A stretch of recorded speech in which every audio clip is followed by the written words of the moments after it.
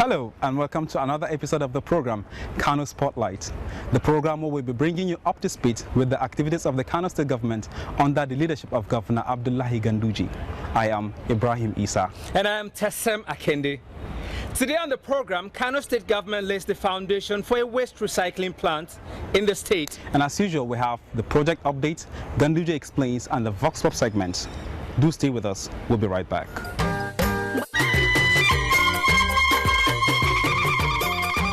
Governor Abdullahi Ganduje has laid the foundation of a waste recycling plant worth 36 billion naira at Cow Village, Gabasawa local government area of the state. Governor Ganduje says the project, when completed, will not only solve the problem of waste management in the state, but will provide employment for more than 10,000 youths in the state. It is my pleasure to be here today to lay the foundation of the waste recycling plant of Shara Dukia Nigeria Limited at Kau Gabasawa local government, which is a collaborative arrangement between the Kano State government and two environment management companies, that is Waste Services International Limited, Malta, and City Central Group of Companies, Lagos, public-private partnership arrangement. I'm happy particularly because of my vision to rid Kano of all forms of waste, which made me declare a one-week Keep Kano Clean campaign immediately I was sworn in as the governor of Kano State last year, May. During that week, I personally and practically led the campaign to all dumping and filthy areas with a view to maintain some degree of neatness. The decision by the present administration to establish the plant is informed by the need to properly handle municipal solid waste, which is being generated in large quantity and on daily basis. In view of the heterogeneous nature of Kano State, it is a known fact that solid waste management is one of the major challenges facing mega cities globally, which not only causes health hazards, but also serve as a major cause of flood and land degradation. We are gathered here today because the governor of Kano State and his team have decided to manage one of modern society's byproducts, its domestic waste.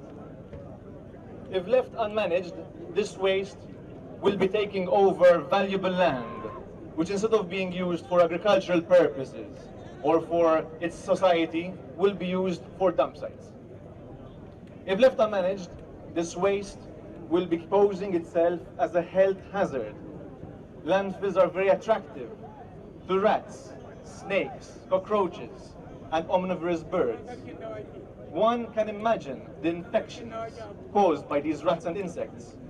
It has been identified through scientific epidemic studies that gases from these landfills cause birth defects, faintness, numbness, headaches, nausea, and other ill effects on health. Kano State Governor Abdullahi Ganduje has signed into law the State Contributory Health Care Agency Bill 2016. Governor Ganduje gave his assent during the State Executive Council meeting. He says the development is promise fulfilled. The Contributory Health Care Scheme will, among other things, facilitate payment for medical and surgical expenses incurred by civil servants in the state. Right from the beginning of the inception of this administration under your heavy leadership, you have made policy pronouncement that you are going to adopt the contributory health care scheme for the benefit of Kano State civil and public officers as well as the good people of Kano State. There is no doubt that history has been made today. The dream has been actualized. If you could recall, during my inaugural speech, I promised the people of Kano State that we would initiate and make into law the health contributory scheme that will serve civil servants in Kano State. and it is our intention in the future, when we concretize this scheme, now we involve the private sector in the contributory scheme, and also later at a higher level we involve community participation in the health issues. Kano State government has set up a committee to monitor and promote good health care in the state. The committee's membership include stakeholders from various healthcare departments in the state. The health contributory scheme that will serve civil servants in Kano State. And it is our intention in the future, when we concretize this scheme, now we involve the private sector in the contributory scheme, and also later at a higher level we involve community participation in the health issues pertaining to contribution.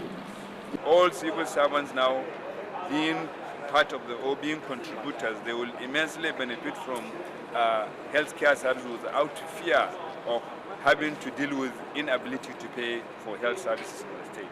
And also it will provide an opportunity for the hospitals to procure equipment, drugs and medicaments for the civil servants. I mean, for all the actually, for not only the civil servants, but for the benefit of the state.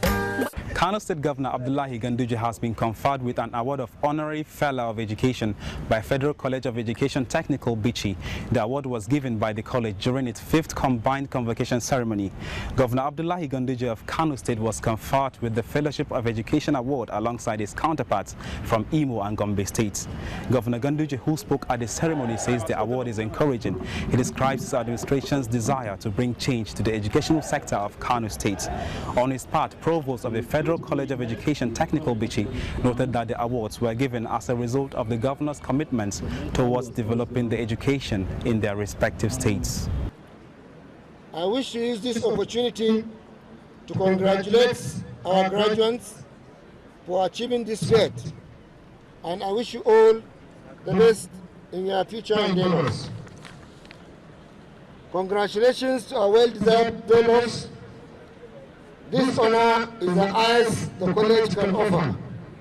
However, you deserve more based on your track records and contributions to education and general human development in Nigeria and beyond. The college appreciates the Honorable Minister for his reforms, the Executive Secretary NCC, and we remain grateful to our guests, especially the Emirate Councils, members of national and state assemblies, the heads of institutions and parastatals, and other dignitaries too numerous to mention. I feel very much delighted and humbled to stand before this academic gathering and speak on behalf of my 2 other colleagues and brothers, that is, Dr. Chief Oela Rochas Obrocha and the governor of Gombe State, Alhaji Ibrahim Hassan Gankombo, as we have just been awarded the Fellow of Education by this distinguished institution.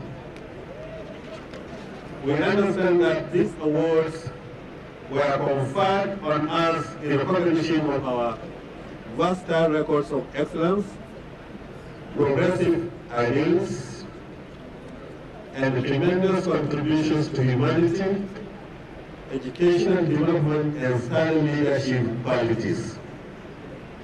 On behalf of the awardees, I hasten to say that we are humbled and honored, and therefore have accepted the awards with deep sense of humility.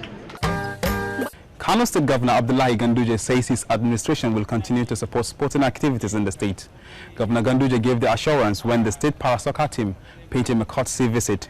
He charged the players to continue to strive for excellence and congratulated them for emerging victorious in the recently concluded competitions held within and outside the country. we are surprised for the quantum of achievement at national level, which we witnessed this afternoon. So I believe this commission is equal to the task in placing us first in the nation as far as sports activities are concerned. Already, Kano Pillars, the basketball Kano Pillars, is a household name in Nigeria. And by winning the cup 6 times, I don't know how they call that, but we shall fix a date when we shall honor you with a dinner, and also when we shall honor you individually and collectively. No fewer than 5,300 houses were destroyed recently by flood in 6 local government areas of Kano State, northwest Nigeria. Kano Spotlight visited some of the villages badly hit by the torrential rains and reports that a number of residents are now homeless as a result.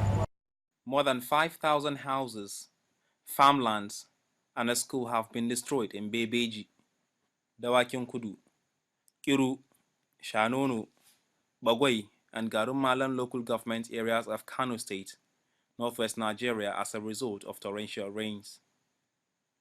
In Dawakin Kudu alone, 2,300 houses were affected, while not less than 600 houses in each of the remaining 5 local government areas were also destroyed. When TVC News visited the affected villages, some residents who were badly hit described the situation as worrisome. They called on the authorities to come to their aid. We are all tense and not hopeful because we were badly affected by the flood. I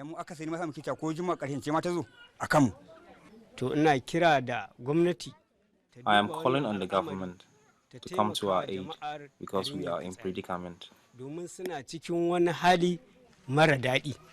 is Yankasari local community in Dawakin Kudu local government area of Kano State, where no fewer than 2,000 houses were destroyed by torrential rains. Yankasari is one of the areas badly hit by flooding this year. Kano State government has paid an assessment visit to these flood-affected villages and promised to assist the people. You can see how much we are ready to do for the people here, and we believe this will assist them in a great way. Kano is one of the states recently projected to experience flooding by the Nigerian Meteorological Agency. Residents of flood-prone areas in Kano State are hopeful that the authorities would be proactive in dealing with the impending floods. Pottery makers feel the heat as more and more Kano residents go for metal utensils as against those made of clay. Pottery as a craft has to do with molding of clay to form objects like bowls, charcoal pots, gourds, cash vessels, and so forth. Potters bake clay to give it shape and a sense of strongness. They then beautify it with paint to attract customers. Reggae, a community in Wudil, Kano State, northwest Nigeria, is reputed for beautiful pottery. Oral tradition has it that pottery began in Wudil local government area of Kano State. And since then, it has been practiced by both young and old in this local community. Musa Muhammad is one of the legendary potters in reggae community. He has been crafting earthenwares for decades. He explains to TVC News how pottery became the #1 pastime of reggae residents. We have nothing doing unless poetry for years now. If we didn't do it, we can't feed our families. Pottery thrives here only during the dry season. During the wet season, the potters stick to farming. According to them, they earn little from pot making.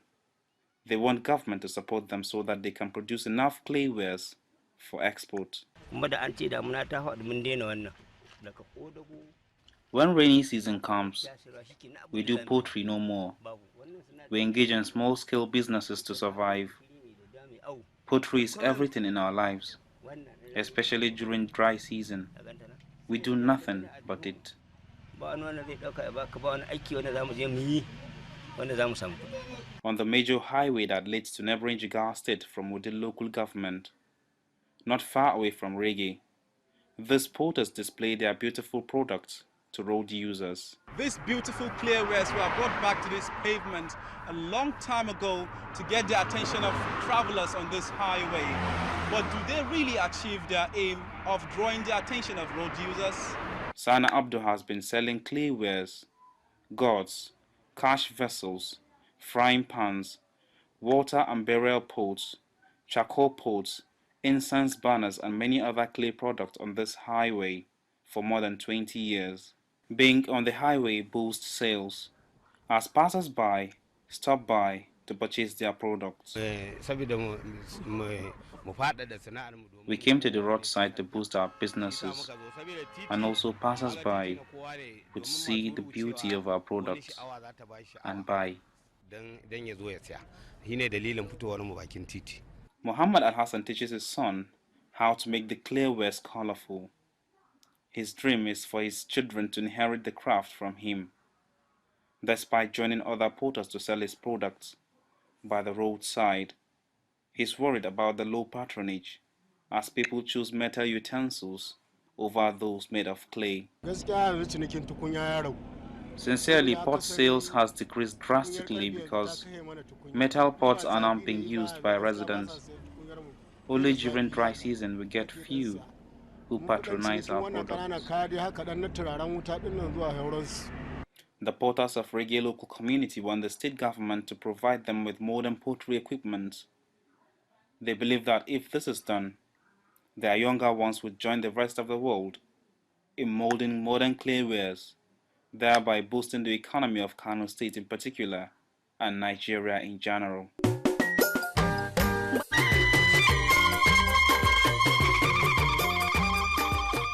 We've come to the Ganduje Explains segment. This week, the Kano State Governor explains the importance of collecting taxes in the state. He says improved IGR is the answer for Kano State.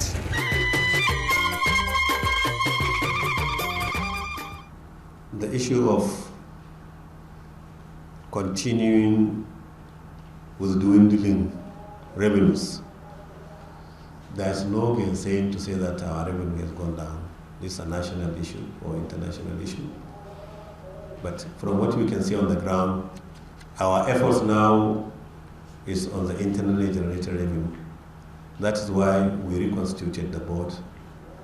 We involved professionals, people with experience and knowledge, people who are committed, and in fact, even tomorrow we have a retreat in Kaduna on how to harmonize the collection of taxes between local government and states and how to discover new areas where we can get revenue.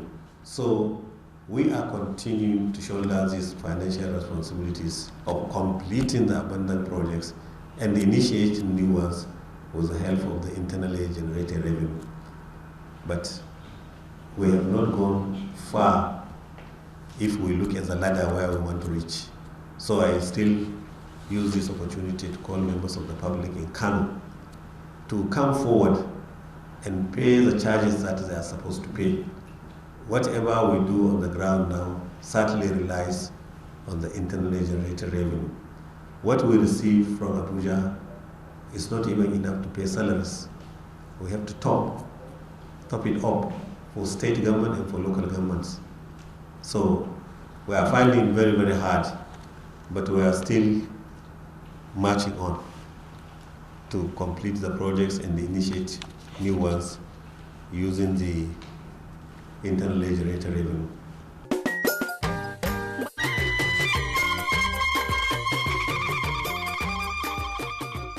A gaskiya yanzu dai akwai abubuwa da bai yi ba, musamman ma bangaren harkar education din nan da ya riga ya cire, free education da cire, ya kamata a ce ya dawo da shi, saboda akwai kamar mu 'ya'yan talakawa muna jin daɗin wannan free education din da ake yi a jihar Kano. to muna goyon bayan Allah Ubangiji ya sa ko da ba yanzu ba nan gaba a ce gwamna ya dawo da free education. Shawarar da zan ba mai girma gwamna da ta Abdullahi Umar Ganduje, kaman abubuwa ayyukan da aka ƙudiri ne yin su da wanda aka kirkira za a yi su, kuma duk ya kamata a ce an ƙudiri ne yin su. Kamar kuma rabanan da mai girma gwamna ya kaddamar da shi duk abu ne na ci gaban mu mutanen Kano. In mun biya kusan duk abin da mu za a kyautata, kuma mu za mu samu duk wasu abubuwa ingantattu da za mu yi alfahari da garinmu na Kano State. Gaskiya ni da a ce zan samu dama na zauna da Umar Abdullahi Ganduje, zan ba shawara ne akan harkar ilimin kuma na bai daya bangaren primary school, saboda magana ta gaskiya muna da matsaloli masu tarin yawa a wannan bangaren. Idan ka ɗauka bangaren yawan population da muke da shi saboda karancin ajujuwa ko kuma karancin makarantu, sannan kuma bangaren malaman suna da buƙatar a ɗan masu buƙatar promotion, ya kamata a yi musu promotion.